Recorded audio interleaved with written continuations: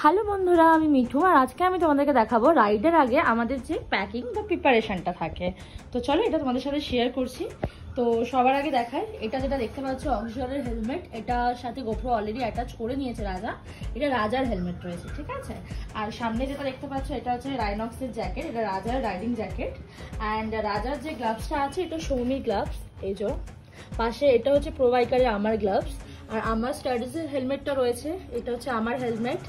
And আমার যে মানে রাইডিং জ্যাকেটটা আমি রিসেন্ট কিনলাম সেটা হচ্ছে এটা লোন রেঞ্জারের রাইডিং জ্যাকেট, রিসেন্ট কিনেছি। তো জানি না কেমন হবে, অবশ্যই পরে তোমাদেরকে পরে রিভিউ দেবো।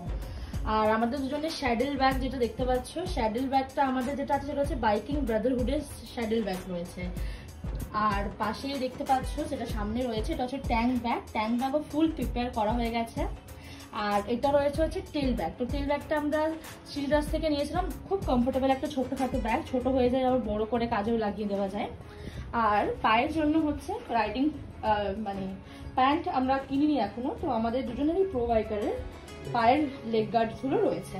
সাথে বলে দিই তোমাদেরকে, শ্যাডেল ব্যাগ যেটা রয়েছে, শ্যাডেল ব্যাগের মধ্যেই যত ভারী মানে জামা কাপড়, শীতের জামা কাপড় এবং পুরো ট্রিপের যে জামা কাপড় সব এই ব্যাগটার মধ্যে রয়েছে।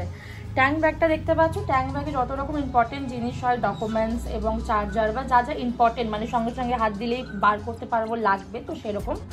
আর টেল ব্যাগটা বেশি ভারী করি না, দেখতে অনেক বড় মনে হচ্ছে বাট অনেকটা হালকা, কারণ টেল ব্যাগের মধ্যে শুধুমাত্র রেনকোট, উইন্টার লাইনার আর নানান খাবার দাবার রয়েছে। কারণ টেল ব্যাগ বেশি ভারী হলে গাড়ি চালাতে খুব আনকমফোর্টেবল লাগে।